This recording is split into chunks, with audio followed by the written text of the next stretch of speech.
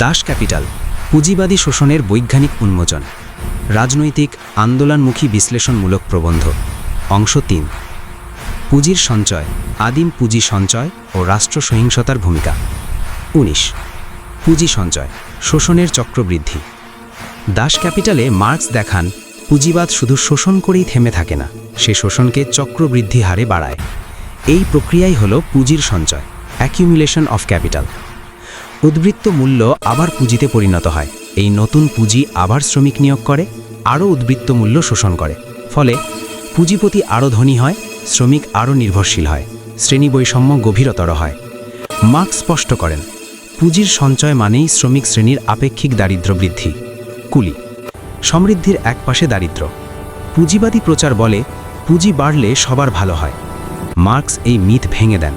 তিনি দেখান একদিকে অট্টালিকা, অন্যদিকে বস্তি, একদিকে অতিরিক্ত উৎপাদন, অন্যদিকে অনাহার। এটি কোনো দুর্ঘটনা নয়, বরং পুঁজিবাদের নিয়ম। পুঁজির সঞ্চয়ের সঙ্গে সঙ্গে শ্রমিকের জীবন অনিশ্চিত হয়, কাজ হারানোর ভয় বাড়ে। এই ভয়ই পুঁজিপতির সবচেয়ে শক্তিশালী অস্ত্র। ২১ বেকার বাহিনী, পুঁজির শাসনযন্ত্র। মার্কস একে বলেন শ্রমের সংরক্ষিত বাহিনী, রিজার্ভ আর্মি অফ লেবার। এই বেকার ও অর্ধবেকার মানুষের ভিড় মজুরি কমিয়ে রাখে, শ্রমিকদের সংগঠিত হতে ভয় দেখায়, শোষণকে স্বাভাবিক করে তোলে। পুঁজিবাদ ইচ্ছাকৃতভাবেই এই বাহিনী সৃষ্টি করে, কারণ ভয় ছাড়া শাসন টেকসই হয় না। ২২ পুঁজিবাদ কি মানবিক হতে পারে?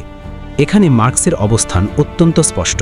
না, পুঁজিবাদ যত উন্নত হয় ততই সে শ্রম বাঁচায় না, শ্রমিক বাঁচায় না, প্রযুক্তিকে মানব মুক্তির বদলে মুনাফার অস্ত্র বানায়, সংকটকে নিজের ভেতরেই জন্ম দেয়। এই ব্যবস্থার ভেতরে মানবিকতা খোঁজা মানে মরুভূমিতে জল খোঁজা। ২৩ আদিম পুঁজি সঞ্চয়, পুঁজিবাদের রক্তাক্ত জন্ম। পুঁজিবাদ নিজেকে বলে আমি সঞ্চয়, পরিশ্রম ও মিতব্যয়িতার ফল। মার্কস এই গল্পকে আখ্যা দেন পুঁজিবাদের রূপকথা। বাস্তব ইতিহাস একেবারেই আলাদা। আদিম পুঁজি সঞ্চয় মানে জমি থেকে কৃষকের উৎখাত, উপনিবেশ লুণ্ঠন, দাস ব্যবসা, রক্ত, আগুন ও সহিংসতা। পুঁজি জন্ম নিয়েছে রক্ত মাখা হাতে। ২৪ জমি কেড়ে নেওয়া, কৃষকের সর্বনাশ। ইংল্যান্ডে এনক্লোজার আন্দোলনের মাধ্যমে হাজার হাজার কৃষক জমি হারায়, তারা বাধ্য হয় শহরে গিয়ে শ্রম বিক্রি করতে। এই মুক্ত শ্রমিক আসলে ছিল উৎখাতপ্রাপ্ত মানুষ, যাদের সামনে আর কোনো পথ খোলা ছিল না। মার্কস বলেন এই জোরপূর্বক মুক্তি পুঁজিবাদের ভিত্তি। ২৫ উপনিবেশ ও সাম্রাজ্যবাদ, পুঁজির বৈশ্বিক লুট। ইউরোপের শিল্পবিপ্লব সম্ভব হয়েছে এশিয়া, আফ্রিকা, লাতিন আমেরিকার লুটের ওপর, দাস শ্রম ও সম্পদ পাচারের ওপর। ভারতের সম্পদ লুণ্ঠন, নীল চাষ, দুর্ভিক্ষ সবই আদিম পুঁজি সঞ্চয়ের অংশ। পুঁজিবাদ জাতীয় নয়, সে জন্ম থেকেই সাম্রাজ্যবাদী। ২৬ রাষ্ট্র নিরপেক্ষ নাকি শ্রেণীর হাতিয়ার? মার্কস এখানে স্পষ্ট করে দেন রাষ্ট্র কোনো নিরপেক্ষ প্রতিষ্ঠান নয়, রাষ্ট্র হল শাসক শ্রেণীর সংগঠিত শক্তি।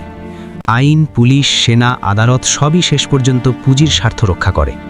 যখন শ্রমিক দাবি তোলে তখন লাঠি নামে, গুলি চলে, মামলা হয়।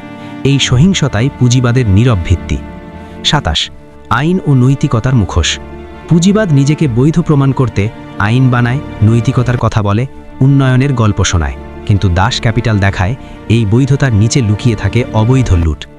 আইন এখানে শোষণকে আড়াল করার কৌশল। ২৮ বর্তমানে আদিম পুঁজি সঞ্চয়। মার্কসের বিশ্লেষণ আজও প্রাসঙ্গিক। আজকের যুগে আদিম পুঁজি সঞ্চয় চলছে জমি অধিগ্রহণের নামে, বন উচ্ছেদের মাধ্যমে, কর্পোরেট রাষ্ট্র আতাতে, প্রাকৃতিক সম্পদের বেসরকারীকরণে। এটি ইতিহাস নয়, চলমান বাস্তবতা।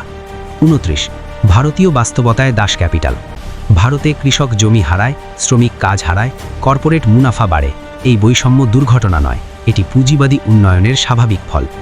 দাস ক্যাপিটাল আমাদের শেখায় এই ব্যবস্থার ভেতরে ন্যায় বিচার অসম্ভব।